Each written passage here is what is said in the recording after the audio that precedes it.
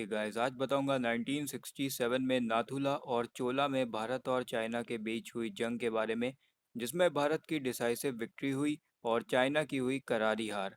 नाथुला और चोला दोनों ही mountain pass हैं जो कि सिक्किम को तिब्बत से कनेक्ट करने का काम करते हैं। सिक्किम उस समय भारतीय स्टेट नहीं थी, एक अलग राज्य था और ये इंडियन प्रोटेक्टोरेट का स्टेटस एंजॉय करता था। कह सकते हैं कि इसका कंट्रोल और प्रोटेक्शन भारत के जिम्मे में था और ये एरिया भारत के संरक्षण में था। इसके अलावा ये स्टेटस भूटान को भी मिला है जो आज की डेट में भी वैलिड है। इस जीत ने भारत के मनोबल को बढ़ाने का काम किया, जिसको कि 1962 की जंग में कुछ सेटबैक मिला था, कुछ झटका मिला था।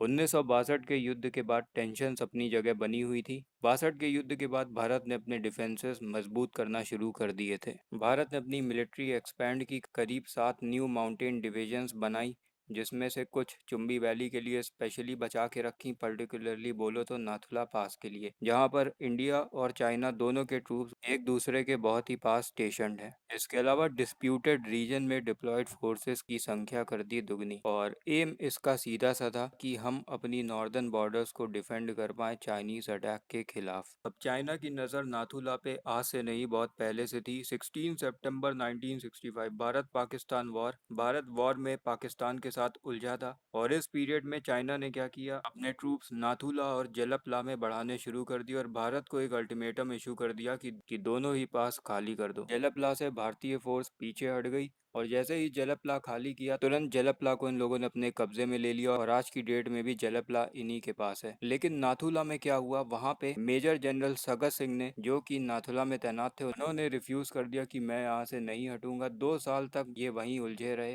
जिसमें कई बार चीनियों के साथ झड़पें भी हुई, लेकिन ये डटे रहे और सगत सिंह का नाथुला पास को खाली ना करने का फैसला काम आया इस वॉर में। सिल्लीगुड़ी कॉरिडोर होने की वजह से नाथुला हो गया डोकलाम, जेलेपला, ये सब ऐसे पास हैं जिसमें भारत बिल्कुल भी लापरवाही नहीं बरत सकता है। इस क्लैश के पीछे एक और रीजन है। चाइना में उस समय कल्चरल रिवॉल्यूशन का सबसे उथल पुथल वाला समय चल रहा था। अब जब भी चाइना अंदर से इनस्टेबल होता है तो इनकी कम्युनिस्ट पार्टी ध्यान भटकाने के लिए सबसे पहला काम तो ये करती है कि अपने नेबर्स पे अग्रेशन करना शुरू कर देते हैं। अगस्त 1967 में चाइनीज ट्रूप नाथुला में बॉर्डर के पास ट्रेंचेस डिग करना शुरू कर देते हैं। अब इंडियन ट्रूप्स ये देखते हैं कि कुछ ट्रेंचेस तो साफ साफ बॉर्डर के सिक्किम साइड पर हैं। अब इंडियन ट्रूप्स ये डिसाइड करते हैं कि बार्ब्ड वायर बिछाओ, तारबंदी करो, तो दोनों तरफ के ट्रूप्स को ये अंदाजा रहेगा कि अपनी गतिविधियां कहां तक सीमित रखनी है। 5 सितंबर को बार्ब्ड वायर फेंस अपग्रेड करी जा रही थी कॉन्सर्टीना कॉइल से। इतने में चाइना के पॉलिटिकल कमिश्नर आ गए, थोड़ी बहसबाजी हुई और काम जो है वो रोक दिया गया। 7 सितंबर को काम फिर रिज्यूम कर दिया गया। ये देखते हुए करीब 100 चाइनीज फिर आए, लेकिन इस बार रात हो गए, वापस खाली हाथ नहीं लौटे। इस बार हो गई इनकी कुटाई। अब इसके बाद क्या होता है, 10 सितंबर को चाइनीज की तरफ से वार्निंग सेंड की जाती है इंडियन एम्बेसी को कि Chinese border defence troops closely monitor कर रहे हैं डेवलपमेंट जो हो रही है सिक्किम तिब्बत बॉर्डर पर, और अगर इसी तरीके इंडियन ट्रूप्स हमें प्रवोक करते रहे तो इसके कॉन्सिक्वेंसेस होंगे और इसके लिए इंडियन गवर्नमेंट रिस्पॉन्सिबल होगी। अब इसके बाद बॉर्डर पे कॉप्स कमांडर ने ऑर्डर दे दिए थे कि 11 सितंबर तक काम पूरा हो जाना चाहिए फेंसिंग का।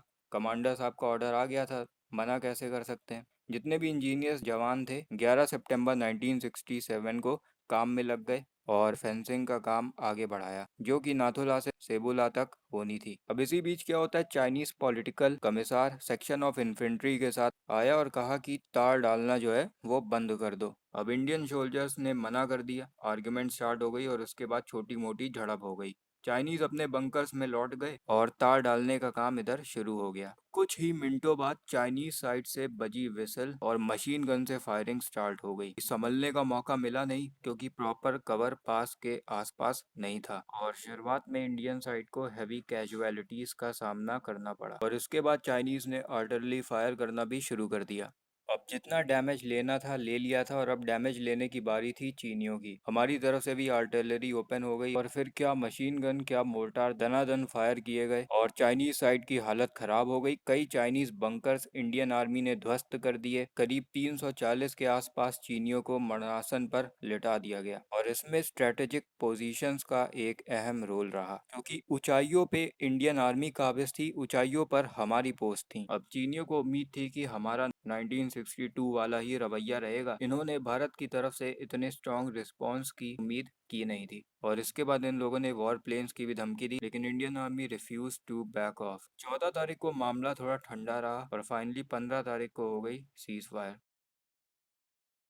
अब पिछली कुटाई से इनकी गर्मी गई नहीं थी। 10 अक्टूबर 1967 को इंडिया और चाइना के ट्रूप्स एक बार फिर भिड़ गए चोला में। ये पास भी सिक्किम तिब्बत बॉर्डर के पास है, नाथुला से कुछ ही किलोमीटर दूर। लड़ाई इन्हीं लोगों ने इनिशिएट की। चाइनीज साइड ने सिक्किम साइड बॉर्डर पे इन्फिल्ट्रेशन कर दी और चोला पास पे धावा ठोक दिया। इसके अलावा इंडियन ऑक्यूपेशन को भी चैलेंज किया। यहाँ पे भी दोनों सैनिकों में मुठभेड़ हुई और लड़ाई करीब एक दिन चली और रिजल्ट वही रहा, चाइनीज को पीछे हटना पड़ा। भारतीय आर्मी ने चीनियों को 3 किलोमीटर अंदर खदेड़ दिया। दोनों ही क्लैशेस में करीब 88 भारतीय जवान शहीद हुए और 163 जख्मी हुए और करीब 340 चीनी सैनिक इसमें मारे गए और 450 के आसपास जख्मी हुए। चाइना ने हमेशा ही भारत के इंटरेस्ट के खिलाफ काम किया है, इतिहास भी हमें यही बताता है। और आज के समय में चाइनीज एग्रेशन को देखते हुए जो इनका रवैया है, यही लगता है कि आने वाला समय भी हमें यही बताएगा कि चीनियों पे भरोसा नहीं किया जा सकता।